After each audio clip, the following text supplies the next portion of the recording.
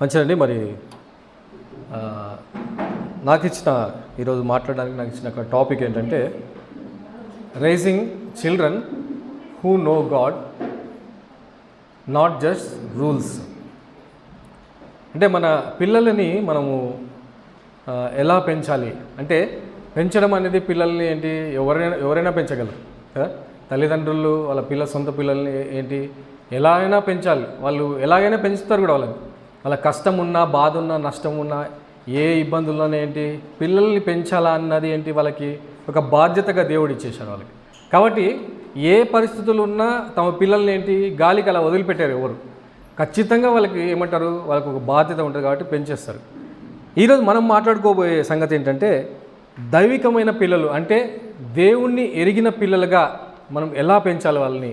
అంటే వాళ్ళని దేవుణ్ణి అంటే వాళ్ళ లైఫ్లో, పర్సనల్ లైఫ్లో గుర్తెరగడానికి వాళ్ళని ఎలా మనం పెంచగలం, ఎలా మనం వాళ్ళని ముందుకు కొనసాగించే విశ్వాసాల్లో బలపరచడం, ఇవన్నీ ఈరోజు మనం మాట్లాడుకోబోతున్నాం. మనము పిల్లల్ని పెంచాలి అని అనగానే కొంతమందికి తలలు పట్టుకుంటారు. ఎందుకనంటే అబ్బా వీడిని ఎప్పుడు పిల్లల్ని పెంచాలంటే ఏంటి చాలా చాలా టఫ్, అది చాలా ఛాలెంజింగ్తో కూడుకునేది కదా. ఎందుకనంటే మామూలుగా ఏమంటారు, అప్పట్లో మా ఏజ్ పిల్లల్ని పెంచడం అంటే అప్పుడే కొంచెం టఫ్ ఉండేది. కానీ అయినా ఏంటి, తల్లిదండ్రులు మాట అయిన పిల్లలుగా ఉన్నారు కాబట్టి అది సర్దుకొని పోయో లేకపోతే ఒక విధంగా పెద్ద టాస్క్ అయినప్పటికీ నడిపించేస్తారు. ఈ రోజుల్లో ఇప్పట్లో ఈ కాలంలో చెప్పాలంటే, అంటే కాలాలు పొద్దున జాయక్ అన్నట్టు కాలాలు గీలాలతో పని లేదు, కానీ మనుషులకు ఆలోచన రీతి మారిపోయింది, ప్రవర్తన తీరు మారిపోయింది, వాళ్ళు థింక్ చేసేది వాళ్ళు అన్నీ మారిపోయినాయి. కాబట్టి ఈ రోజుల్లో యంగ్ జనరేషన్ని పెంచడం అనేది చాలా ఏమంటారు ఛాలెంజింగ్ టాస్కే అది మనకు కదా, ఛాలెంజింగ్ టాస్కే. చాలామంది ఈ టాస్క్లో ఫెయిల్యూర్ అయిపోయి వాళ్ళ పిల్లల్ని ఏమంటారు తలోదారులు వెళ్ళిపోతున్నారు. వాళ్ళు పెంచుతాము ఎలా పెంచాలని అనుకుంటున్నారో అలా పెంచలేని స్థితిలోకి వెళ్ళిపోయి తలా ఒక దిక్కు అయిపోతున్నారు. ఆలోచన చేస్తే ద్వితీయోపదేశకాండము 6వ అధ్యాయం, ద్వితీయోపదేశకాండం 6వ అధ్యాయం 4 నుంచి చదువుకున్నాం. వినుము,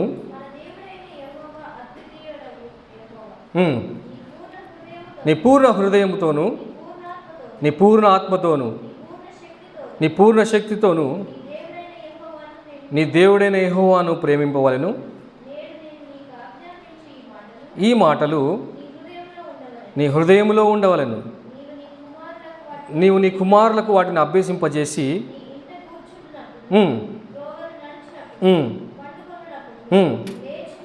లేచినప్పుడు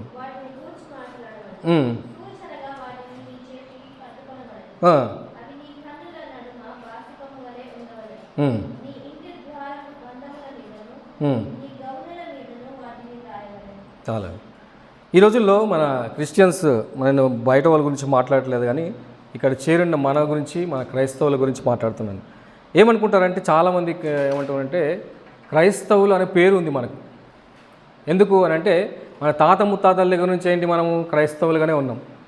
క్రైస్తవుడు అంటే ఏంటి, సండే చర్చ్కి వెళ్ళడం, లేకపోతే మీటింగ్స్లో పాల్గొనడం, ఫాస్టింగ్ ప్రేయర్స్ అనడం, ఇవన్నీ పాటిస్తున్నాం కాబట్టి మనం ఏంటి క్రిస్టియన్స్ అని అనుకుంటున్నాం.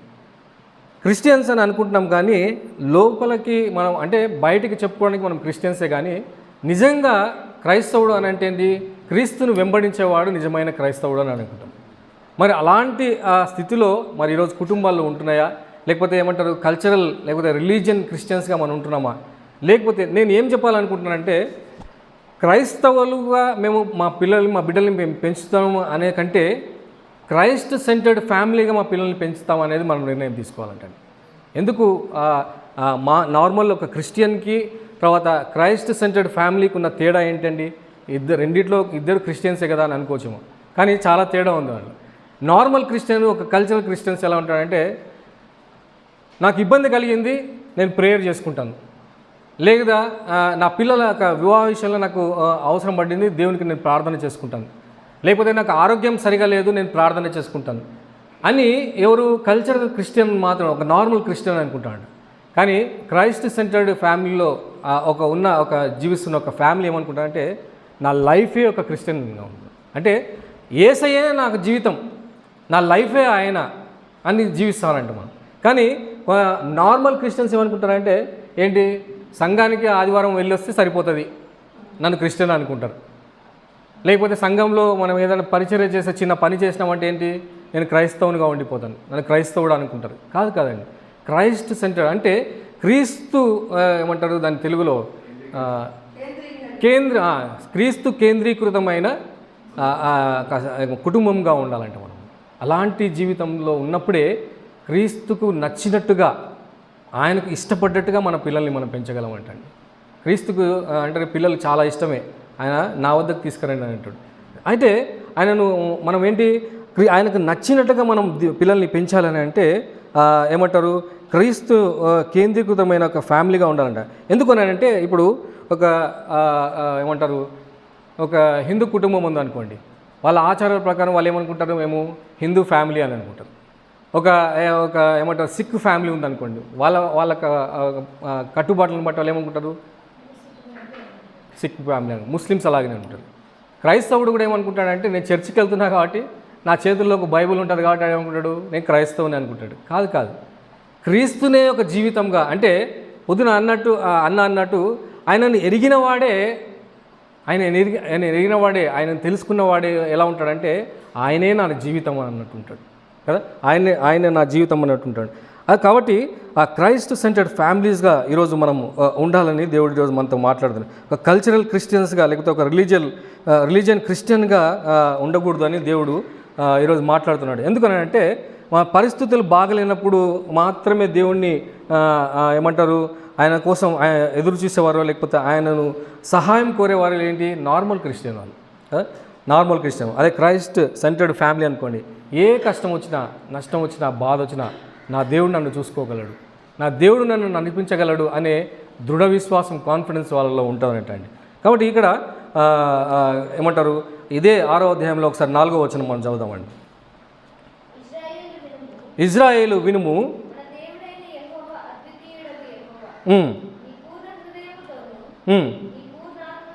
పూర్ణ ఆత్మతోను పూర్ణ శక్తితోను. నార్మల్ క్రిస్టియన్స్ ఇలాగ ఉండరు. ఏంటి, పై మాటలు, పై ఉచ్చారణ, పై ఆరాధన. అడు దేవుని సంఘానికి వచ్చి ఆదివారం ఆరాధన చేసిన అంటే ఏదో నలుగురు చూసి నన్ను మెచ్చుకోవాలనో, లేకపోతే నేను ఆరాధించకపోతే పక్కనవాడు ఏమనుకుంటాడో అని ఏం చేస్తాడు, 4 మాటలు దేవుని మీద అలా మాట్లాడేస్తాడు. ప్రభా నువ్వే నా జీవితం, ప్రభా నువ్వు లేకపోతే నేను ఉండలేను అనే 2 మాటలతోటి వాడు దేవుణ్ణి ఆరాధించినాను అనుకుంటాడు. కానీ ఎవడైతే నీ పూర్ణ హృదయంతోనూ, పూర్ణ ఆత్మతోనూ, పూర్ణ శక్తితోనూ ఎవరైతే దేవుడు ఆరాధిస్తారో వారే ఏమంటారు, క్రీస్తు కేంద్రీకృతమైన ఫ్యామిలీలో ఉన్న వాళ్ళు దేవుని అలా ఆరాధిస్తారంట అండి కదా. ఒక దగ్గర ప్రభు అంటాడు కదా, వారు నోటితో ఉచ్చరిస్తున్నారు, నోటితో మాట్లాడుతున్నారని, వారి హృదయం ఎక్కడ ఉందంట, దేవునికి దూరంగా ఉందంట, దూరంగా ఉందంట కదా.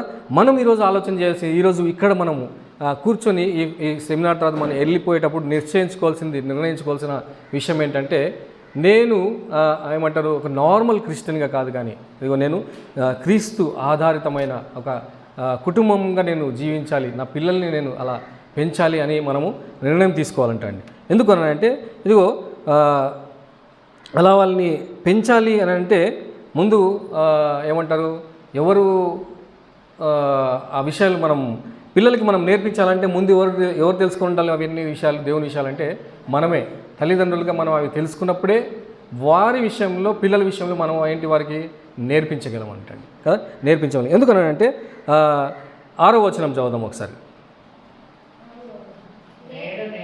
నేడు నేను నీకు ఆజ్ఞాపించి ఈ మాటలు నీ హృదయంలో ఉండవలనంటండి. ఎవరి హృదయంలో ఉండాలి ముందు, తల్లిదండ్రుల హృదయంలో ఉండాలి ముందు. నీ పిల్లలకి నువ్వు నేర్పించే ముందు ఆ మాటలు, దేవుని విషయాలు కానీ, దేవుని మాటలు కానీ, ఆ విశ్వాసం కానీ, ఆ నమ్మకం అనేది, ఆ ఫెయిత్ అనేది ఎవరిలో ఉండాలి, ఫస్ట్ తల్లిదండ్రుల్లో ఉండాలి. అంతే కదా. దేవుడు మాట పూర్ణాత్మతోనూ పూర్ణ శక్తితోనూ నీ దేవుడనే యెహోవాను ప్రేమింపవలెను. ఇవన్నీ నేను చెప్పిన సంగతులన్నీ నీ పిల్లలకు డైరెక్ట్గా చెప్పమని చెప్పలేదు. ముందు ఎక్కడ ఉండాలా, నేడు నీకు ఆజ్ఞాపించి ఈ మాటలు నీ హృదయంలో ఉండవలను అని అంటాడు. మొదట ఎక్కడ ఉండాలంట? మన హృదయంలో ఉండాలంట. మన హృదయంలో ఉన్నప్పుడే నువ్వు దేవునికి నీ పిల్లలకి నువ్వు ఆ విషయాలని ఏంటి నువ్వు వాళ్ళ హృదయంలో నువ్వు ఇంప్రెస్ చేయగలవు అంట. ముందు నీకే దేవుని ఎరగకపోతే కదా, నీకే నువ్వు తెలియకపోతే నువ్వు ఏం చెప్తావు వాడికి? ఇప్పుడు ఒక దగ్గర ఒక హోటల్లో ఏదైనా మంచి బిర్యానీ తిన్నారనుకోండి, చాలా టేస్టీ బిర్యానీ ఉంది. నువ్వు తిన్నప్పుడే ఏం చెప్తావు? నువ్వు వేరే వానికి పలానా చోట బాగుంది అని ఆ టేస్ట్ గురించి మాట్లాడగలుగుతావు. దేవుణ్ణి నువ్వు రుచి ఎరిగినప్పుడే, దేవుణ్ణి నువ్వు తెలుసుకోగలిగినప్పుడే, తల్లిదండ్రులు యాజ్ ఎ పేరెంట్స్గా మనం తెలుసుకున్నప్పుడు ఏంటి, మన పిల్లలకి మనము నేర్పించగలుగుతాం అంట, వాళ్ళకి చెప్పగలుగుతాం. అందుకే అంటున్నాడు ప్రభు, ముందుగా నేడు నేను నీకు ఆజ్ఞాపించి ఈ మాటలు నీ హృదయంలో ఉండవలెను అంటాడు కదా.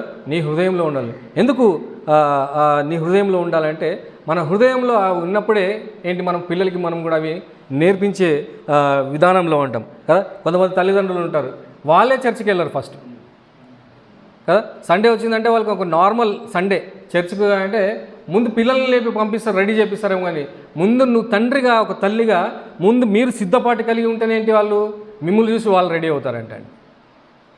సండే రోజు చర్చికి రావాలంటే సండే పొద్దున కాదు 7 గంటలకు చర్చికి రెడీ అవ్వడం, ముందు రోజు నుంచే సిద్ధపాటు కలిగి ఉండాలంటే కదా. ముందు రోజు నుంచి సిద్ధపాటు కలిగి ఉండాలి. అప్పుడే నీ పిల్లలు నీలో ఉన్న ఇంట్రెస్ట్ గమనిస్తారు. నా తల్లిదండ్రులకి సండే ఆదివారం ఆరాధన వస్తే నువ్వు దేవునికి ప్రిఫరెన్స్ ఇస్తున్నావా, లేకపోతే లోక సంబంధమైన విషయాల్లో నువ్వు వాటికి ఏ ప్రిఫరెన్స్ ఇస్తున్నావా అనేది వాళ్ళు గమనిస్తుంటారంటే కదా, గమనిస్తుంటారు. చిన్నప్పుడు ఏమని మిమ్మల్ని భయంని బట్టి మిమ్మల్ని ఏం అనకపోవచ్చేమో, కొంత పెద్దగానే ఉంటారు, నువ్వు వెళ్తున్నావా డాడీ ఫస్ట్ అని అంటారు. బయటికి అనకపోయినా మనసులో అనుకుంటారండి, ఖచ్చితంగా అనుకుంటారు కదా. మనం ఈ సెషన్స్లో అన్నిట్లో విన్నాం. అప్పుడు 70s పిల్లలు కాదు, ఇప్పుడు అంతా వాళ్ళకేమో కొత్త కొత్త పేర్లు వస్తున్నాయి, జెన్జీ అని, ఆల్ఫా అంట, ఏమేమో జనరేషన్స్ అవన్నీ. అలాంటి జనరేషన్స్ పిల్లలు ఎట్లున్నారంటే, అప్పట్లో ఏంటి, ఒక తండ్రితో మనం మాట్లాడాలంటే అసలు మనం కళ్ళు కూడా పైకి ఎత్తలేకపోయే పరిస్థితులు. మా నాన్న ఈ రూమ్లోనే అంటే మనం ఇంకొక రూమ్లో ఉంటాం. ఈరోజు ఏం లేదండి, ముఖం మీద అనేస్తున్నారు పిల్లలు తండ్రిని బట్టి, భయపడేది ఏం లేదు వాళ్ళు. అలాంటి జనరేషన్గా ఉన్నప్పుడు ఇప్పుడు ఈ జనరేషన్ పెంచాలంటే ఏంటి, చాలా టఫ్ అండ్ ఛాలెంజింగ్ టాస్క్ అది మనకి. అప్పుడేం చేయాలి మనము? ఇప్పుడు వాళ్ళు ఒక సాఫ్ట్వేర్ ఏదైనా అప్డేట్లో ఉన్నారనుకోండి, వాళ్ళను మనము గద్దించాలన్నా, వారిని మనము హెచ్చరించాలన్నా ఏం చేయాలి? మనము ఒక స్టెప్ అహెడ్ ఉండాలి, మనం వాళ్ళకంటే ముందు ఉండాలి. మనం సంఘానికి లేకపోతే చర్చి ఆరాధనకి వెళ్ళే ముందు నువ్వు ముందు సిద్ధపడి రెడీగా ఉండి నువ్వు కూర్చొని పిల్లల్ని నువ్వు గద్దిస్తే అప్పుడు వాళ్ళు రెడీ అవుతారు. మా నాన్న రెడీ అవుతున్నాడు, దాన్ని బట్టి నుంచి నేను కూడా సిద్ధపడిపోవాలి, ఆ టైంకి రెడీ అవ్వాలి. కొంతమంది రెడీ అవుతారు, ఏం చేస్తారు తెలుసా, నువ్వు బోరా అని పంపించేసి 9 గంటలకు సంఘం ఆరాధన అయితే 12 గంటలకు వస్తాడు ఈయన కదా. టైం మెయింటైన్ చేయాలంటే దేవుని ఆరాధనకు. ఎందుకనంటే అక్కడ సంఘానికి దేవుని సన్నిధికి వెళ్ళిన తర్వాత, మీరు వచ్చిన తర్వాత దేవుడు రాడు, మీకంటే ముందు దేవుడు అక్కడ ఉంటాడంట. మిమ్మల్ని వెల్కమ్ చేస్తున్నాడు ఆయన కదా. ఒక దగ్గర ప్రభు రెఫరెన్స్ నాకు కరెక్ట్ గుర్తుకు రావట్లేదు. ఒక దగ్గర ప్రభు కొండ మీద ఏమంటారు ప్రసంగం చేసే ముందు అక్కడున్న జనాలంట పరిగెత్తుకుంటూ ఆయన కంటే ముందు వెళ్ళి కూర్చున్నారంట అండి. అక్కడ ఈయన కంటే ముందు వెళ్ళి కూర్చున్నారంట అండి. సేవకుల కంటే ముందు వచ్చి కూర్చున్నారు, లేకపోతే ఏమంటారు ప్రసంగికుల కంటే ముందు వచ్చి దైవజనుల కంటే ముందు వచ్చి కూర్చుని మాటలు వింటున్నారంట. అక్కడ ఆ ఆశ, ఏమంటారు ఆసక్తి ఈరోజు మనలో ఉందా? ఆ ఆసక్తి, ఆ ఆశ నీలో ఉంటే నీ పిల్లలకు కూడా అదే నువ్వు నేర్పించగలవు అంటాడు. 100% నువ్వు ఏమంటారు నేర్పించగలవేమో, కానీ కొద్ది పర్సెంట్ అయినా ఏంటి, మన ప్రయత్నం మనం చేయొచ్చు. కాబట్టి అందుకే ప్రభు అంటాడంటే, నేడు నేను నీకు ఆజ్ఞాపించి ఈ మాటలు నీ హృదయంలో ముందు ఉండాలంటాడండి కదా, నీ హృదయంలో ఉండాలంటాడు. అందుకే నేను అంటున్నానంటే, మనం క్రీస్తు కేంద్రీకృతమైనటువంటి ఫ్యామిలీస్గా మనం ఉండాలని దేవుడు ఇష్టపడుతున్నాడు. ఎందుకని ఆప్షనల్ ఏమంటారు ఒక కొంతమందికి ఏమంటారు సండే ఆరాధన అనేది ఒక ఆప్షనల్, వాళ్ళకి నార్మల్ అంటే మనం వెళ్తే వెళ్ళచ్చు, లేకపోతే ఖాళీగా ఉండొచ్చు. నువ్వు అలాంటి దృక్పథంతో లేకపోతే అలాంటి ఆలోచనలు ఉన్నావంటే నీ పిల్లలు కూడా రేపు ఏంటి, వాళ్ళకి కూడా ఆప్షనలే. ఇవాళ ఆల్ నైట్ ప్రేయర్ ఉంది పదండి రా అంటే రాడాడు, నాకు నిద్ర వస్తుంది డాడీ అని అంటాడు. లేకపోతే ఇవాళ ఫాస్టింగ్ ప్రేయర్ ఉంది నడవండి అంటే అసలు ఇక వాళ్ళు చెప్పాల్సిన కారణాలు వాళ్ళు అన్నీ ఎత్తుక్కుంటారు వాళ్ళు చాలా. నిజమే, ఈరోజు వాళ్ళను సరైన మార్గంలో వాళ్ళ క్రీస్తుని వాళ్ళకి పరిచయం చేయాలంటే ముందుగా ఏంటి, నువ్వు ఎరిగి ఉండాలంటే. తల్లిదండ్రులుగా మీరు ఎరిగి ఉన్నప్పుడే వారిని ఏంటి మనము తీసుకోగలం. ఎందుకనంటే పెద్దగైనాక వాళ్ళకి కొన్ని ఏమంటారు, ఈ ఆత్మీయ విషయాల్లో కొన్ని కన్ఫ్యూజన్స్ ఉండొచ్చు, లేకపోతే డౌట్స్ ఉండొచ్చు, ఇవన్నీ రావచ్చు వాళ్ళకి కదా. మనము ఆ మాటలు చిన్నప్పటి నుంచే మన కుటుంబంలో మన గృహంలో అవన్నీ నేర్పిస్తుంటే వాళ్ళకి ఏంటి, ఆ కన్ఫ్యూజన్స్ వచ్చినప్పుడు ఆ కన్ఫ్యూజన్స్కి సొల్యూషన్స్ వెతుక్కోగలరు వాళ్ళు.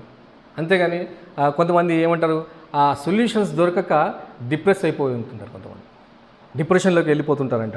నిజమే, ఈరోజు మనము దేవుణ్ణి వాళ్ళకి పరిచయం చేసే విషయంలో ఎలా ఉండాలని అంటే మనము ఏమంటారు, మనం ముందుగా దేవుణ్ణి ఎరిగి ఉంటే, దేవుని మనం తెలుసుకుని ఉంటే వారికి మనం ఏంటి చెప్పగలమంటారు. అయితే ఈరోజు కొన్ని ఏమంటారు, వాళ్ళు దేవుణ్ణి ఎరగకుండా ఉండడానికి కారణాల్లో ఏంటి అని అంటే మొట్టమొదటిగా తల్లిదండ్రులే అంటారు. నా కుమారుడు ఏమంటారు, ఒక ఏజ్ వచ్చినాక అసలు సంఘానికి రావట్లేదండి, లేకపోతే దైవిక విషయంలో వాడు పార్టిసిపేట్ చేయట్లేదు. చిన్నప్పటి నుంచి మేము బైబుల్ చదివించే వాళ్ళము, ప్రతిరోజు మా ఇంట్లో గృహ కూడిక ఉండేది, ప్రార్థన ఫ్యామిలీ ప్రేయర్ ఉండేది, అన్ని విషయాల్లో మేము ఆత్మీయంగా ఉన్నామండి.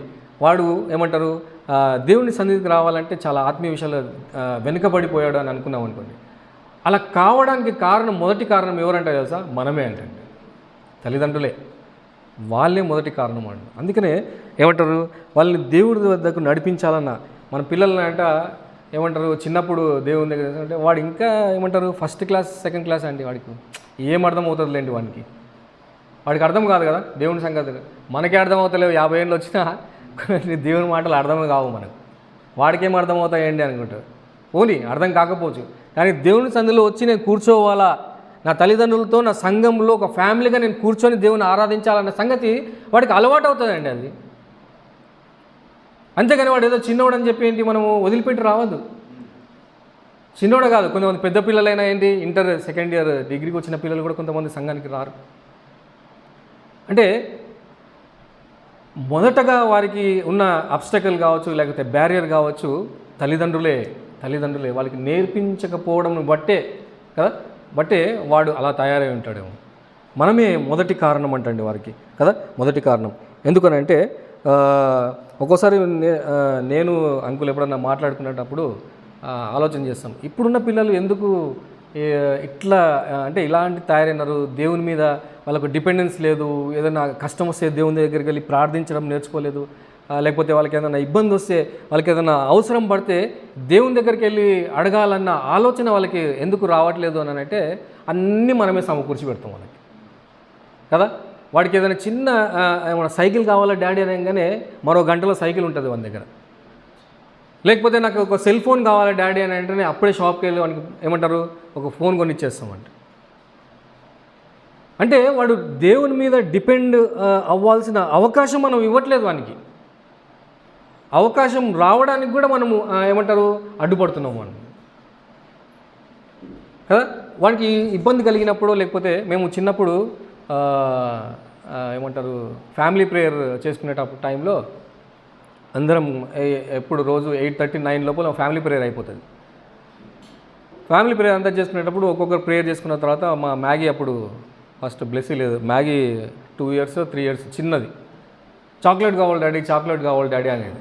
మేమేం చేసాము లేదా, ప్రేయర్ చేయమ్మా దేవుడు ఇస్తాడు అని చెప్పేవాళ్ళం. చిన్నది అని తెలియదు, అయినా మేము చెప్పామంటే ప్రేయర్ చేసుకో, దేవుడు ప్రేయర్కి ఆన్సర్ ఇస్తాడు లేకపోతే లేదు అని. సరే అని చెప్పి ప్రేయర్ చేసేది. నాకు చాక్లెట్ కావాలి దేవా, చిన్న మాటలతో ప్రేయర్ చేసేది. నేను ఆల్రెడీ చాక్లెట్ తెచ్చి పెట్టుకునేవాడిని. ప్రేయర్ అయిపోగానే ముందు చాక్లెట్ పెట్టేవాడిని. అంటే నేను అబద్ధం చెప్తున్నాను కాదు, కానీ వాళ్ళకి ఏమంటారు ప్రార్థనలో దేవుళ్ళు అంటే ప్రార్థిస్తే మనకు ఏదైనా కావాలనంటే దేవుని మీద డిపెండ్ అవ్వాలని మనం నేర్పించవచ్చు వాళ్ళకి. బహుశా నేను అప్పుడు తప్పు చేశానేమో, అబద్ధమే చేశానేమో, కానీ దేవుని మీద విశ్వాసం పెంచడానికి నేను చిన్న ప్రయత్నం చేశాను అంతే. ఈ రోజులు మనం కూడా అంతే అండి. మనకి ఏదైనా కుటుంబంలో విషయాలు వచ్చినప్పుడు వాళ్ళతో షేర్ చేసుకొని ఇదిగో మనకి ఈ సమస్య వచ్చినప్పుడు నేను ఏదైనా నా విషయంలో కావచ్చు, నా పర్సనల్ లైఫ్లో మా ఫ్యామిలీ ఏదైనా జరిగినా నేను వాళ్ళతో షేర్ చేసుకుంటాను పిల్లలతోటి. ఇదిగో నాకు ఇలాంటి పరిస్థితిలో ఉన్నాను, నా స్థితి ఇట్లా ఉంది, నేను ప్రార్థించినప్పుడు దేవుడు ఇలాగా సహాయం చేసినాడు అని చెప్తున్నప్పుడు వాళ్ళకు దేవుని మీద విశ్వాసం పెరుగుతుందంట కదా. వాళ్ళు కూడా ఏదో నేర్చుకుంటారు, ఓహో మా డాడీకి ఇట్లా అయినప్పుడు మరి నాకు కూడా ఏదైనా ఇబ్బంది అయినప్పుడు నేను కూడా ఎక్కడికి వెళ్ళాలి, మా డాడీ దగ్గరికి కాదు ఆ డాడీ దగ్గరికి వెళ్ళాలంటే అప్పుడు ఆయన నీకు సొల్యూషన్ దయచేస్తారంట. అది నేర్పించాలా. ఏమైనా ప్రాబ్లం వస్తే నాకు చెప్పమ్మా అని అనొద్దు, మనం తీర్చగలం. ఆయన నా ద్వారా తీర్చాలని ఎవరు చేయాలా సహాయం? దేవుడే సహాయం చేయాలంటే. అందుకనే ముందు ఏ విషయంలో ఉన్నాయేంటి మనం ముందు వారికి మాదిరికరంగా ఉండాలి. మనం అన్ని విషయాలు వాళ్ళకి మనము ఏమంటారు మాదిరికరంగా ఉంటేనే మనకు వాళ్ళకి ఏంటి మనము నేర్పించగలం అంటండి కదా, నేర్పించగలం అంటండి. చిన్నప్పుడు మనకు ఏమంటారు స్కూల్ నుంచి రాగానే మనము బయటికి వెళ్ళిపోతాం ఆడుకోవడానికి. ఇప్పుడు ప్లే గ్రౌండ్ అని ఇంటి దగ్గర ఏం లేవు, అన్ని అపార్ట్మెంట్ కల్చర్ వచ్చేసింది. ఇంట్లోంచి బయటకు వచ్చేదే లేదు, వాడి చేతిలో ఫోన్ ఇచ్చేస్తారు, అయిపోయింది, ఆడుకుంటాడు వెళ్ళిపోతాడు. అప్పుడు అట్లా కాదు, స్కూల్ నుంచి రాగానే బ్యాగ్ అక్కడ పెట్టేసి ఫ్రెష్ అప్ అయిపోయి పాలు గీలో స్నాక్స్ తినేసి బయటపడడమే. ఇంట్లో కూడా ఉంచారు పేరెంట్స్, కొట్టి తరుముతారు, పోయి ఆడుకోపోరా ఇంట్లో ఏం కూర్చుని ఒక్కడివి అని అంటారు. ఆడుకొని తిరిగి ఆడ ఏం ఆడుకుంటామో తల్లిదండ్రులకు తెలియదు. కింద పడతాం, రక్తాలు వస్తాయి, అవి దెబ్బలు తగిలించుకొని క్రికెట్ ఆడేటోళ్ళము ఆ బాల్ పోయి ముళ్ళ కంపల్లో పడితే పోయి అట్లనే తీసుకొచ్చాం, మనకి అన్నీ గీరుకుపోతాయి. ఇవన్నీ ఎక్స్పీరియన్సెస్ ఉంటాయి మనకు. కానీ ఈ రోజుల్లో ఏంటి, పిల్లలకి ఏ పెయిన్ రావద్దు, వాళ్ళకేంటి ఏ కష్టము రావద్దు. ఈరోజు తల్లిదండ్రులకి అదే టాప్ ప్రయారిటీ ఉంది వాళ్ళకి. నా కొడుకు చిన్న కష్టం కూడా రానియకూడదండి, వాడు ఏది అడిగినా క్షణాల్లో ఇచ్చేస్తాను నేను వాడికి.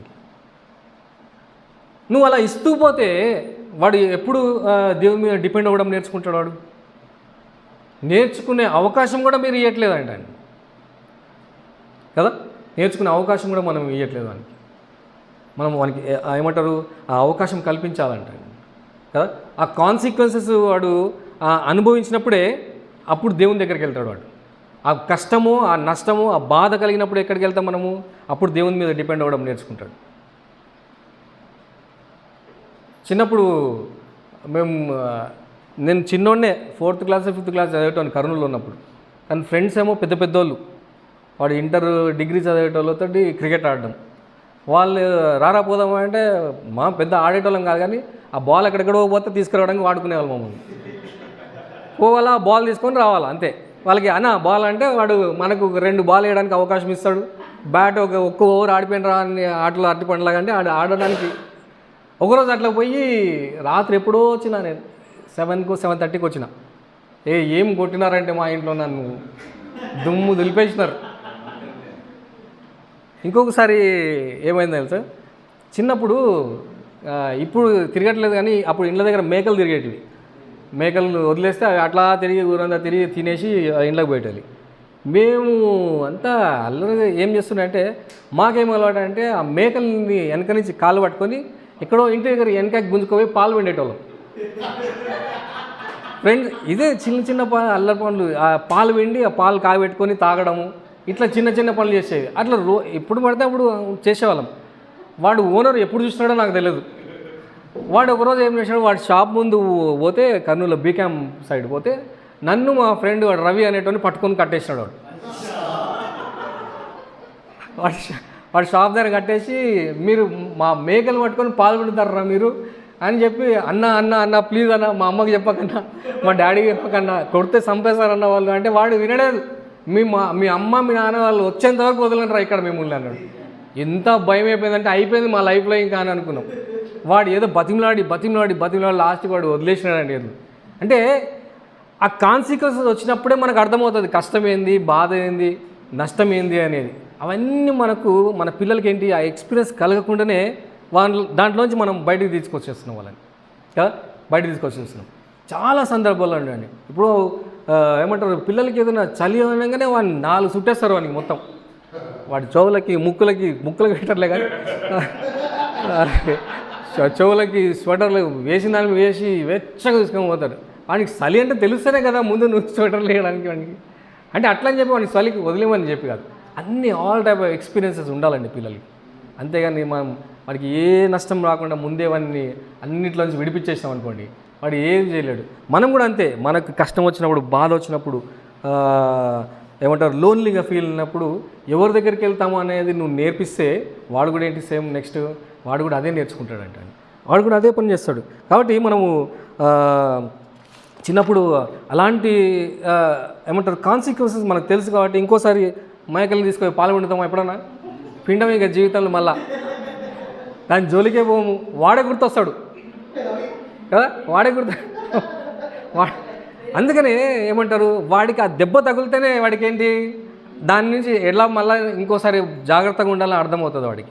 అలాంటివి మనము వాడికి ఏంటి మనం మన లైఫ్ యొక్క ఎక్స్పీరియన్స్గా ఉండాలండి వాడికి కదా. నీ లైఫ్లో నీ ఫ్యామిలీలో నువ్వు ఎలా ఉంటున్నావు, నీ పర్సనల్ లైఫ్లో నువ్వు ఎలా ఉంటున్నావు, ఇవన్నీ మనకి మనం ఏంటి నేర్పించేవారుగా ఉండాలంట అండి, వాళ్ళకి ఎక్స్పీరియన్స్ అవ్వాలంట కదా.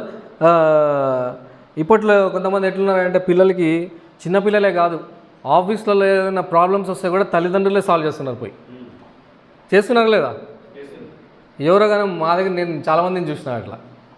వాళ్ళ కొడుకు ఏదైనా ప్రాబ్లం వచ్చి వాడు ఏదైనా పోయిండు అనుకోండి, వాడికి ఏదైనా ఆఫీస్లో వర్క్ చేస్తే అమ్మ ఫోన్ చేస్తుంది వాళ్ళ బాస్కి, ఎవరికి మా వాడికి ఇట్లా అయింది అని. ఆ ప్రాబ్లం వస్తే సాల్వ్ చేసుకోవడానికి అవకాశం ఎవరికి ఇవ్వాలి, వాడికే ఇవ్వాలి. నువ్వు ఇన్వాల్వ్ అయిపోవద్దు ఆఫీస్ విషయాల్లో కూడా కదా. ప్రతిదానికి చీటి మాటికి నువ్వే వెళ్ళిపోయి అన్నిటికీ వాడికి జ్వరం వచ్చిందండి అందుకే వాడు చెప్పుకోలేడు ఆ మాట, వాడు చెప్పుకోగలుగుతాడు, వానికి అవకాశం ఇవి ఫస్ట్ అని.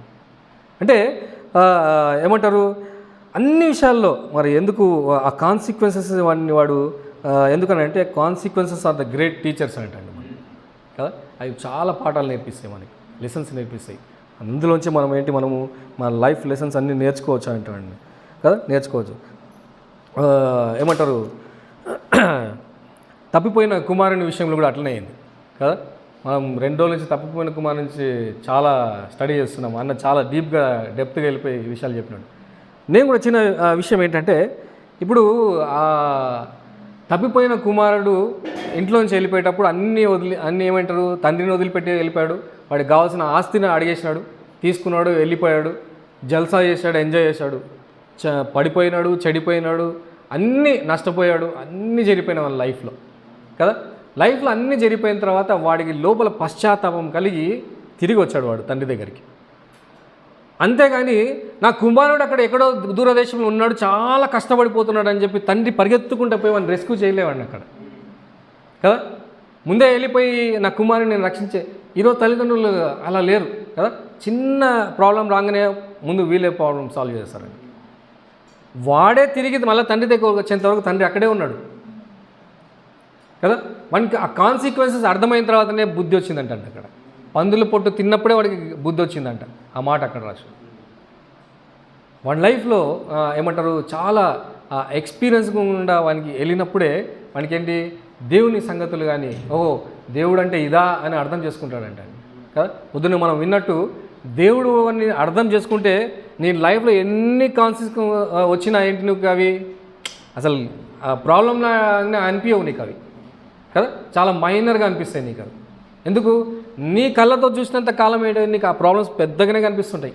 దేవుని యొక్క ఆ చూపుతో లేకపోతే ఆయన కన్ను దృష్టితో చూస్తే ఏంటి మనకు చాలా చిన్నవిగా ఉంటాయంట కదా, చాలా చిన్నవిగా ఉంటాయంట.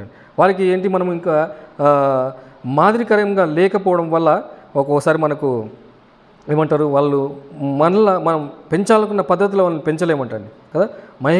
దేవునికి మహిమకరంగా మన జీవితాలు మన లైఫ్ ఉండాలంట కదా. మనం ఎందుకనంటే ఇంతకుముందు మనం చెప్పినట్టు ఈ మాటలు ఎక్కడ ఉండాలంట, నేడు నీకు ఆజ్ఞాపించి ఈ మాటలు నీ హృదయములలో ఉండవాలని అంట. తల్లిదండ్రుల హృదయంలో ఉన్నప్పుడే అప్పుడు నీవు నీ కుమారులకు వాటిని అభ్యసింపజేసి నీ ఇంట కూర్చుంటున్నప్పుడును, త్రోవ నడుచున్నప్పుడును, పండుకొన్నప్పుడును, లేచినప్పుడును వాటిని గూర్చి మాట్లాడవలను, సూచనగా వాటిని నీ చేతికి కట్టుకొనవలను అంటాడు. ఎప్పుడెప్పుడు మాట్లాడాలి ఇవన్నీ? నీవు కుమారులకు వాటిని ఏం చేయాలంట, నేర్పించడం కాదు అభ్యసింపజేయాలంట అండి. వాళ్ళకి ప్రాక్టీస్ చేయించాలంట, వాళ్ళకి ప్రాక్టీస్ చేయించాలంట. అంటే దేవుని విషయాలు ఎప్పుడు మనం ఆ గృహాల్లో డిస్కషన్ చేస్తుండాలి, మాట్లాడుతుండాలి. ఫ్యామిలీలో ఏదైనా జరిగినప్పుడు మన ఏమంటారు సంఘంలో ఏదైనా సంఘ కుటుంబాల్లో ఏదైనా దేవుడు కార్యం చేసినప్పుడు నీ పర్సనల్ లైఫ్లో చేసినప్పుడు వాళ్ళ పర్సనల్ లైఫ్లో ఏమైనా జరిగినప్పుడు ఏంటి వాళ్ళకు బహుశా మనకి స్కూల్లో ఏదైనా ఫస్ట్ ర్యాంక్ వచ్చింది అనుకోండి, మంచి చదివినావు బయట, నువ్వు రాత్రంతా కష్టపడి చదివినావు అందుకే నీకు ఫస్ట్ ర్యాంక్ వచ్చింది అనద్దు. ఒకవేళ చదివి ఉండొచ్చేమో, కానీ మనకి ఏం చెప్పాలి మనం, చూసావా దేవుడు నిన్ను ఎట్లా బ్లెస్ చేశాడు అని అన్నాడు కదా.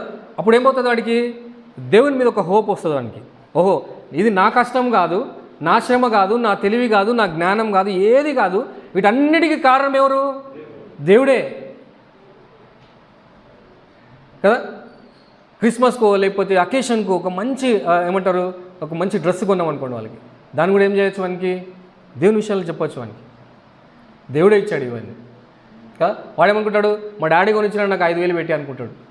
కాదు, డాడీ కొనిచ్చిండొచ్చు, కానీ ఎవరి ద్వారా వచ్చింది అది, దేవుడు ఇస్తేనే మీ డాడీ ఇచ్చాడు కదా. ఆ విషయం వాడు గుర్తుపట్టేటట్టు చెప్పాలంటే మనం అంతేగాని చూసావా మీ డాడీ గ్రేట్, నీకు 5,000 పెట్టి కొనిచ్చినాడు, ఆ పక్కన వాళ్ళకి చూసినావా వచ్చి 100 రూపీస్ 50 రూపీస్ లేకపోతే 1000 రూపీస్లో కొన్నాడేమో, మీ డాడీ గ్రేట్ అన్నది ఈ డాడీ కాదు గ్రేట్ అనేది కదా. ఆ డాడీ గురించి చెప్పాలి మనం, పరిచయం చేయాలి ఆయనకి. నువ్వు పరిచయం చేస్తేనే వాడు పరిచయం తెలుసుకుంటాడండి దేవుని గురించి. అసలు దేవుని పరిచయమే నీకే లేదు, నువ్వేం పరిచయం చెప్పిస్తావు అప్పుడు, నిజమే కదా. అలాంటి మనము స్థితిలో ఈరోజు మనం ఉంటున్నాం. అందుకనే ఏమంటారు, దైవికమైన భక్తి కలిగిన పిల్లలుగా పెంచాలంటే ఈ రోజుల్లో చాలా టఫ్ అయిపోతుంది. ఎందుకంటే మనమే కరెక్ట్గా లేము, అసలు మనమే దేవునికి తగిన రీతిలో జీవించట్లేదు. అదే ఇంతకుముందు చెప్పినా కదా, దేవుని సన్నిధికి వెళ్ళాలన్నా దేవుని పని చేయాలన్నా అవన్నీ ఆప్షనల్ మనకి. ఎందుకు దేవుని సన్నిధికి రాలేదంటే మా దగ్గర ఏం చెప్తారంటే నీళ్ళు వచ్చినాయి, ట్యాంకర్ వచ్చింది, అందుకే రాలే చర్చికి. లేకపోతే మా పాపకు ముక్కు గాడుతుంది అందుకే రాలే. ముక్కున్నాను ప్రతి ఒక్కరికి ఏంటి జలుబు చేస్తుంది, ముక్కు గాడుతుంది, ఏదో ఒక కారణం అండి. అంటే వాళ్ళకి ఒక ఆప్షనల్గా అయిపోయినాడు దేవుడు. వాళ్ళకి వెళ్తాం, లేకపోతే నాకు అన్ని అనుకూలంగా ఉంటే వెళ్తాను నేను దేవుని సన్నిధికి, లేకపోతే అవసరం లేదు. నువ్వు అదే నేర్పిస్తున్నావు నీ కుటుంబంలో, నీ ఫ్యామిలీలో, నీ పిల్లలకి నువ్వు నేర్పించేదాన్ని బట్టే నువ్వు తీరంతా అయిపోయినాక నువ్వు బాధపడి ఏంటి ఇలా ఏం లాభం లేదంటే. చిన్నప్పటి నుంచే నువ్వు వాళ్ళని ఒక సరైన దారిలో పెట్టాలంటే ముందు నువ్వు దేవుణ్ణి నువ్వు ఎరిగి ఉంటేనే, నీకు దేవుడు అనే పరిచయం నీకు ఉంటేనే ఆ పరిచయాన్ని వాళ్ళల్లో కొనసాగించగలుగుతావు. నీ కుటుంబంలో అది ఉండాలంటున్నాడు కదా ఉండాలా. చాలామంది మనం చాలాసార్లు డిస్కస్ చేసిన అదే మళ్ళీ నేను రిపీట్ చేయాలనుకుంటున్నా, ఫ్యామిలీ ప్రేయర్స్ అండి.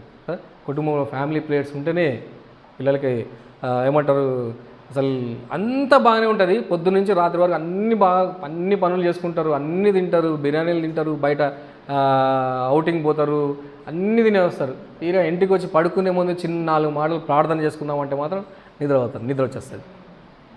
కళ్ళు మూసుకుపోతున్నాయి మమ్మీ అంటారు. అంటే పొద్దున్నే తిరిగిందంతా లేదు, అప్పుడంతా అలసిపోలేదు. తీరా ప్రేయర్కి వచ్చేసరికి ఏంటి అంటే నువ్వు ఎలా బిహేవ్ చేస్తున్నావు వాళ్ళు కూడా అదే బిహేవ్ చేస్తారండి. ఎన్నో మార్లు మన పిల్లలంట మనం చెప్పే మాటల కంటే మన చేతలను బట్టి, మన బిహేవియర్, నీ యొక్క నడవడికని బట్టి వాళ్ళు ఎక్కువ నేర్చుకుంటారంట.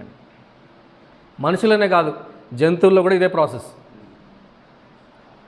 తల్లిదండ్రులను బట్టే ఆ పిల్లలు కూడా ఉంటాయి. అది కోడి గెలుకుంటే ఎక్కడెక్కడో పోతుంటుంది. నువ్వు రా అని దారం కట్టుకొని తిరగదు పిల్లల్ని, అది కోడి కదా. అది పోతుంటుంది, దాన్ని ఫాలో అవుతుంటాయి. అది ఎట్లా ఇది తినడానికి కూడా రాదు, కానీ ఏం చేస్తుంది వాళ్ళ తల్లిని ఇమిటేట్ చేస్తుంటుంది. అది అట్లనే అండి మనం పిల్లలు కూడా కదా. నువ్వు ఏం చేస్తున్నావో నిన్ను చూసే ఇమిటేట్ చేస్తుంటారు. మా అక్క కొడుకు ఉండేటోడు, చిన్న మేనలుడు, వాడు చిన్నగా ఉండే 1 year 2 year. నేను ఆఫీస్కి వెళ్ళేటప్పుడు రెడీ అవుతుంటే నా ఎదురుగానే నిలబడి ఉంటాడు. వాడు ఎట్లా రెడీ అవుతున్నాడు సేమ్ అట్లనే పిల్లలండి, అంతే కదా. మనం ఏం చేస్తుంటామో అది గమనిస్తూనే ఉంటారు, ప్రతిదీ గమనిస్తుంటారు. మనం అనుకుంటాం వాడి మైండ్లో అవన్నీ ఎక్కవలే అనుకుంటాం కదా. మనకు కూడా చూడండి, ఏదైనా ఇప్పుడు నోటి మాట కంటే ఏమంటారు ఫిజికల్గా ఏదైనా చూపించి చెప్తేనే ఆరెంజ్ పుల్లగా ఉంటుంది, ఆరెంజ్ కలర్లో ఉంటుంది అంటే వానికి ఏం అర్థం కాదు. వాడు తీసుకొచ్చి చూపించి ఫిజికల్గా దాన్ని టేస్ట్ చూపిస్తేనే ఓహో ఇది ఆరెంజ్ అని లైఫ్ లాంగ్ గుర్తుపెట్టుకుంటాడు వాడు. నీ దేవుని కూడా పరిచయం చేయవాడికి ఇంట్లో కదా, నీ దేవుని పరిచయం చేయి ఇంట్లో. నిజమండి, మన ఏమంటారు సంఘం అనేది వాడికి ఇంకా నేర్చుకోవాల్సిన ఇంకో సంగతి ఏంటంటే సంఘం అనేది ఒక ఫ్యామిలీగా పరిచయం చేయాలి వాడికి కదా. సంఘం ఒక ఫ్యామిలీగా పరిచయం చేయాలి. సంఘంలో ఉన్న సేవకులు ఒక ఆత్మీయ తల్లిదండ్రులుగా వాళ్ళకి పరిచయం చేయాలంట వాళ్ళకి కదా. ఆ రోజులు అట్లాంటి పరిస్థితులు ఈ రోజులు అసలు లేనేలేవు. సంఘం అంటే ఏదో అందరూ ఒక ఫ్యామిలీలో వచ్చి దేవుణ్ణి ఆరాధించి వెళ్ళిపోతారు అని అనుకుంటారు. కాదు, ఒక ఫ్యామిలీ అండి ఒక చర్చ్ అనేది కదా, ఒక ఫ్యామిలీ. మనల్ని నడిపించే తల్లిదండ్రులు ఎవరు? మన సేవకులు. ఆ మాటలు వాళ్ళకు, ఈ విషయాలు వాళ్ళకి నేర్పించకపోతే వాళ్ళు ఏంటారు? అదే చెప్తున్నారు కదా, చర్చికి రావాలని ఇంట్రెస్ట్ వానికి లేనేలేదు. మొన్న ఏదో డిస్కషన్లో ఒక మాట వచ్చింది కదా మనకు, చర్చ్ అనేది ఒక ఫ్యామిలీ అని. ఏదో తిడితే అరుణ్ అన్న, ఏమన్నా ఎక్కడ పోయినా మళ్ళీ ఎక్కడ రావాలా? ఇంటికే రావాలి కదా మనం. అట్లనే ఇదొక ఫ్యామిలీ అనుకోవాలి చర్చ్ కూడా కదా. చర్చ్ విషయాల్లో కూడా దేవుని విషయాలు కానీ ఏదైనా ఏంటి మనము వాళ్ళకి ఒక నేర్పించే పద్ధతిని బట్టి వాళ్ళు కూడా నేర్చుకుంటారంట అండి కదా. ఇంటికి వచ్చి పాస్టర్ ఏదో చిన్నపిల్లల్ని వాడిని ఏదో సండే స్కూల్లోనో చర్చ్లోనే గద్దించాడు అనుకోండి, ఇంటికి వచ్చినాక ఆ ముసలి పాస్టర్ అట్లే చెప్తాలేరా ఆయన మాట ఏం పట్టించుకుంటావు, ఆయన అట్లే అంటుంటాడు, నీ పని నువ్వు చేయి. వాళ్ళు చెప్పేది చెప్తూ ఉంటారు, నువ్వు చేసేది చేస్తూనే ఉండు. ఇవి నేర్పించావనుకో రేపు తర్వాత నీ మాట కూడా వినరు వాళ్ళు కదా, నీ మాట వినరు. చర్చ్లో ఎల్డర్స్కి కానీ సేవకులకు కానీ నువ్వు ఎలాంటి మర్యాద ఇస్తున్నావో వారికి, నిన్ను చూసి నీ నెక్స్ట్ తరం కూడా అదే చేస్తారంట కదా. నెక్స్ట్ వాళ్ళు కూడా నీలాగా ఒక మర్యాదగా, లేకపోతే దేవుణ్ణి ఏమంటారు, దేవుణ్ణి ఎరిగిన వాడు అదే పొద్దున అన్నట్టు వాడు హంబుల్ అయిపోతాడండి అసలు కదా. అసలు ఏ విషయంలో చూడు వాడికి అసలు పేరు పెట్టడానికి లేదు, అన్ని విషయాలు తగ్గే ఉంటాడు వాడికంటే గొప్ప సేవకుడు, గొప్ప ప్రీచర్ వచ్చిన వాడు ఏమనుకుంటాడు, ఆయనకంటే నేను చాలా తక్కువరా నాయన, ఆయనకున్న జ్ఞానానికి నేను అసలు దేనికి పనికిరాను అనుకో. అట్లా అనుకునేటోళ్ళు లేరు ఇప్పుడు. ఆయన నా ముందే ఎంత ఆయనకు కదా, నా ఆత్మీయత ముందు ఆయన ఎంత అనుకుంటారు. అట్లాంటి హంబుల్నెస్ ఈ రోజులు ఎవరికి లేదండి. అసలు ఏమంటారు, అది పిల్లలకి చాలా నేర్పించాలి. ఆ హంబుల్నెస్ దేవుని దగ్గర ఎంత తగ్గి ఉంటే అంతే. ఆయనే అన్నాడండి, మనం అనుకునే మాట కాదు. ఎవడు తగ్గి ఉంటాడో వాడిని హెచ్చిస్తాడంట ఆయన కదా. ఎవరు తగ్గి ఉంటారో ఆయన వారినే హెచ్చించే దేవుడుగా ఉంటాడు. నీ పిల్లలు బలవంతులుగా కావాలా, నీ పిల్లలు ఏమంటారు నార్మల్ క్రిస్టియన్ కాదు, ఒక కల్చరల్ క్రిస్టియన్ కాదు, ఒక రిలీజియన్ క్రిస్టియన్ కాదు, ఒక క్రైస్ట్ సెంటర్డ్ ఫ్యామిలీలో లాగా నా పిల్లల్ని పెంచాలంటే ఈ క్వాలిటీస్ అన్నీ మనలో ఉండాలంట కదా. ఈ క్వాలిటీస్ అన్నీ మనలో ఉంటే తప్ప మనం చేసుకోలేం కదా. ఒక్కోసారి మనం ప్రశ్న నేర్చుకోవాలి మనం, నా లైఫ్లో ఏంటి ఆప్షనల్లా, ఏమన్నా నేను చర్చ్కి వెళ్ళేది ఒక ఆప్షనల్గా ఉందా, లేకపోతే నేను నా దేవుని నేను కలుసుకోవడానికి వెళ్తున్నానా అనే మనసులో నీకు ఉంటే తప్ప నువ్వు దేవుని సన్నిధికి రాలేవు అంటామండి. ఎందుకనంటే ఈ సంగతులు, ఈ విషయాలన్నీ మనం వాళ్ళని నీ కుమారులకు వాటిని అభ్యసింపజేసి, నీ ఇంట కూర్చుంటున్నప్పుడును, నిల్చున్నప్పుడును, త్రోవను నడుచున్నప్పుడును, పండుకున్నప్పుడు, లేచినప్పుడు వాటిని గూర్చి మాట్లాడవలను, సూచనగా వాటిని చేతికి కట్టుకునేవలను కదా. ఎప్పుడు వాళ్ళు అంటే దాని విషయం వాడు నిలబడితే మాట్లాడడం, కూర్చుంటే మాట్లాడడం, పడుకుంటే మాట్లాడడం కాదు. అంటే ఎవ్రీ టైం మన ఇంట్లో, మన గృహంలో ఏం మాట్లాడుతుండాలా, దేవుని విషయాలే మాట్లాడుతుండాలా అండి. దేవుని విషయాలే మాట్లాడుతుండాలంట. దేవుని విషయాలు తక్కువైపోయినాయి, లోక సంబంధమైన విషయాలు ఎక్కువైపోయినాయి కదా. లోక సంబంధ విషయాలు కాకుండా పాస్టర్స్ని ఇంకా వాళ్ళ గురించి డిస్కషన్ పెట్టుకొని ఫ్యామిలీ డిబేట్, మళ్ళీ ఇంట్లో ఆ పాస్టర్ ఇట్లా పాడుతున్నాడంట, ఈ పాస్టర్ ఇట్లా వాళ్ళు పోని, ఎట్లన్నా పోని, మనకు సంబంధం లేదు. నీ ఫ్యామిలీ చూసుకో ఫస్ట్, నీ పిల్లల ఆత్మీయత చూసుకో, వాళ్ళని ఎలా బలపరచాలి, ఎలా ఎదిగించాలో చూసుకో. వాళ్ళ గురించి వీళ్ళ గురించి మాట్లాడుకుంటే మనకి ఏం రాదు. ఆయన ఇట్లా పాట పాడతాడు, ఆయన ఇట్లా ఇవన్నీ అవసరం లేదు మనకు కదా. క్రైస్ట్ సెంటర్డ్ ఫ్యామిలీలో ఇవన్నీ ఉండవు కదా. దేవుడే కేంద్రీకృతంగా ఉంటాడు, దేవుడే సెంటర్డ్ వాళ్ళ ఇంట్లో. ఏది మాట్లాడినా ఆయన్ని బేస్ చేసుకునే మాట్లాడాలి, ఏదేదో బేస్ చేసుకుని ఆయననే బేస్ చేసుకొని మాట్లాడు. నీకు ఒక ఇంక్రిమెంట్ వచ్చిందా, ఆ దేవుని బేస్ చేసుకునే మాట్లాడు. నీ ఇంట్లో వివాహం జరగబోతుందా, దాన్ని బేస్ చేసుకునే మాట్లాడు. నీ పిల్లలకి ఆరోగ్యం నయమైందా, ఆ దేవుని బేస్ చేసుకునే మాట్లాడు. సర్వానికి ఆయన ఒక దగ్గర మాట ఉంది కదా, నా లైఫ్కి ఆధారభూతుడు అంట ఆయన. మన జీవితానికి ఆధారభూతుడు, మన జీవితం ఇవే ఆయన లేకుండా మనం అసలు లేము. అది వాళ్ళ లైఫ్లో వాళ్ళ మనసులో ఇంప్రెస్ చేయగలిగితే నువ్వు ధన్యుడు అంటండి. పేరెంట్స్గా మనం సక్సెస్ అది కదా, పేరెంట్స్గా సక్సెస్. నేను కొంతమంది అనుకుంటుంటారు కదా, మనం ఎంత స్పిరిచువల్గా ఉన్నా నా పిల్లల్ని నేను పొద్దున్న లేస్తే బైబిల్ వర్సెస్ చదివిస్తా, వాళ్ళని ప్రేయర్లో కూర్చోబెడతా, లేకపోతే వాళ్ళని నేను సంఘానికి నడిపిస్తాను, నేను ఎప్పుడు దేవుని విషయాల్లో ఉన్నా అక్కడ తీసుకెళ్తా. అయినా నేను చేస్తున్నది కరెక్టో కాదో అనే డౌట్ చాలామందికి ఉంటుంది కదా. దేవుని విషయంలో నీకు ఏది రైట్ అనిపిస్తుందో అది చేసుకుంటూనే వెళ్ళిపోవడం మన బాధ్యత అంటే కదా. దాని ఫలితం మనం ఫలితం చూస్తాం. మా ఇంట్లో టీవీ లేదు మా ఇంట్లో. చాలా ఇయర్స్ అయిపోయింది, తీసేసి ఒక 15-20 ఇయర్స్ అవుతుంది అసలు టీవీ లేదు. మా ఇంటికి వచ్చిన వాళ్ళంతా బిస్తుపోతారు, ఏందిరా మీ ఇంట్లో టీవీ లేదా అంటారు. లేదు అంతే. మరి ఎట్లారా మీకు ఎంటర్టైన్మెంట్? అసలు మాకు ఒకరికొకరు మాట్లాడడానికి అసలు టైం సరిపోవట్లేదు. ఇక అదొక వాడేదో అన్నాడు, స్టూపిడ్ బాక్స్. ఆ స్టూపిడ్ బాక్స్ తోటి మనకేం పని? ఎవరో కాదు, నా సొంత వాళ్ళే అన్నారు నన్ను, నా సొంత రిలేషన్ మా వాళ్ళే అన్నారు, నువ్వు పెద్ద భక్తుల్లాగా చేయకరా, నువ్వు పిల్లలకి కనీసం చిన్న ఎంటర్టైన్మెంట్ కూడా ఇవ్వలేకపోతున్నావు, వాళ్ళకి వేస్ట్ నువ్వు అన్నారు నన్ను. ఒక్కోసారి అనిపించింది నాకు, నిజమేనా? నేను చాలాసార్లు ప్రశ్నించుకున్న దేవుని దగ్గర, నేను చేసిన తప్పేనా ప్రభువా? మరి నేను రైటో మరి రాంగో నాకు తెలియదు. తర్వాత దేవుడు నాతో మాట్లాడిన సంగతులు బట్టి నాలో ఉన్న కాన్ఫిడెన్స్ ఏమొచ్చిందంటే, అది రైట్ కానీ రాంగ్ కానీ దాని పర్యవసానం ఎవరు భరించాలి? నేనే భరిస్తా. దేవుని విషయంలో నేను ఒక డిసిషన్ తీసుకున్నాను. ఇది అంటే వాళ్ళు టీవీ చూస్తే చెడిపోతారని కాదు, కానీ దాని కాన్సిక్వెన్సెస్ తర్వాత వాళ్ళ లైఫ్లో ఉంటాయి ఎందుకు అని చెప్పి తీసేసిన కదా. దాన్ని బట్టి ఏంటి, నేను రైట్ రాంగ్ నాకు తెలియదు, దాని కాన్సిక్వెన్స్ ఏది ఉన్నాయేంటి నేను భరించుకుంటాను. నేను గ్రేట్గా చెప్పడం లేదు, కానీ నా పిల్లలు లేరని చెప్తున్నా. వాళ్ళకి ఇప్పటిదాకా థియేటర్ ఎట్లుందో కూడా తెలియదు అసలు. వాళ్ళు పుట్టినప్పటి నుంచి ఇప్పటిదాకా. మాకు ముందు పెళ్లి కాకముందు అలవాటు ఉండేది, చూసే అలవాటు. కానీ దేవుని తెలుసుకున్నాక ఏంది, అన్నీ వదిలేసుకున్నాను. ఇప్పుడు నేను చూస్తే రేపు వాడు నన్ను కూడా క్వశ్చన్ చేస్తాడు, ఏమని, నువ్వు చూడట్లేదా డాడీ అంటాడు. ఆఫీస్ వెళ్తే ఇంట్లోనే ఉంటాం, అలా నేను ఎక్కడ పోను. మా పిల్లలే అంటారు, ఏం డాడీ ఎప్పుడు ఇంట్లోనే ఉంటావు, ఫ్రెండ్స్ లేరా నీకు? లేరు. ఇలే ఏమనంటే వాళ్ళతోటే ఎక్కడికి తీసుకుపోవాలంటే వాళ్ళని తీసుకెళ్తాను. అంతేగాని ఇప్పుడు ఏమంటారు, నువ్వు చేస్తున్నది రైట్ ఆర్ రాంగ్ మనకి ఇప్పుడు తెలియదు, కానీ తర్వాత మనకు అర్థమవుతుంది అంటే మనం తీసుకున్న డెసిషన్ దేవుని విషయంలో అది పర్ఫెక్ట్ ఉంటుంది అంటే కదా. దేవుడు ఈ మాటలు దీవించును గాక. ఆమేన్.